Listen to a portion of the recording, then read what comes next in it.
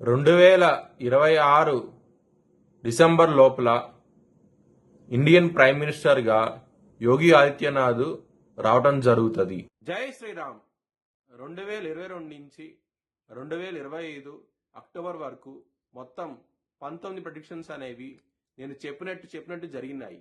అవన్నీ కింద డిస్క్రిప్షన్ లో ఇవ్వడం జరుగుతోంది. సింహరాశికి అధిపతి సూర్యుడు. సింహరాశిలో మగా 4 పాదాలు, పుబ్బ 4 పాదాలు, ఉత్తర 1వ పాదం ఉంటది. ఈ నక్షత్రం వాళ్ళందరికీ నేను చెప్పే వార ఫలితాలు వర్తిస్తాయి. ఈ వారంలో మీకు గురువు గారు 12వ స్థానంలో ఉన్నారు, యోగిస్తున్నారు. 4వ స్థానంలో బుధుడు యోగిస్తున్నారు, సూర్యుడు యోగిస్తున్నారు. 3వ స్థానంలో శుక్రుడు యోగిస్తున్నారు. మొత్తం 4 గ్రహాలు యోగిస్తున్నాయి. చాలా చాలా మంచి ఫలితాలు ఉంటాయి.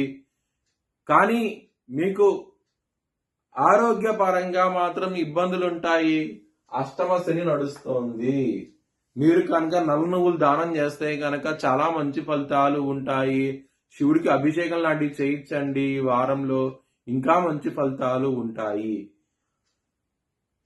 మంగళవారం రోజు ముఖ్యమైన పనులు స్టార్ట్ చేస్తే ఖచ్చితంగా విజయం సాధిస్తారు. ఆదివారం రోజున, గురువారం రోజున ముఖ్యమైన పనులు స్టార్ట్ చేసిన వ్యతిరేకత ఫలితాలు వస్తాయి. ధన నష్టం వచ్చే అవకాశం ఉంటుంది. శత్రులు కూడా పెరిగే అవకాశం ఉంటుంది. కొంచెం జాగ్రత్త తీసుకోండి.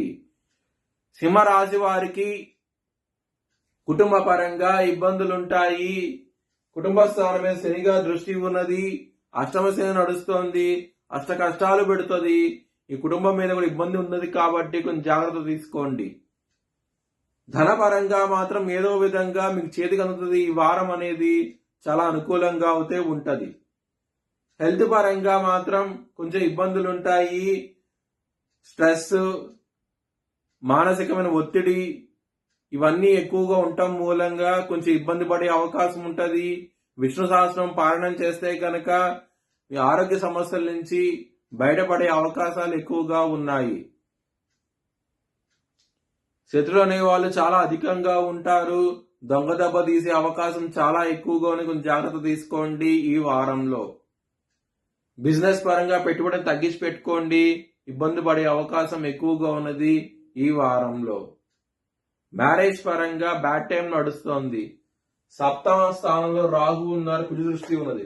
సప్తమాధిపతి అష్టమ స్థానంలో ఉన్నారు. దీని మూలంగా మ్యారేజ్ పరంగా ప్రాబ్లమ్స్ ఉన్నాయి. పేషెన్సీతో ఉండండి. మీకు మంచి ఫలితాలంటూ వస్తాయి.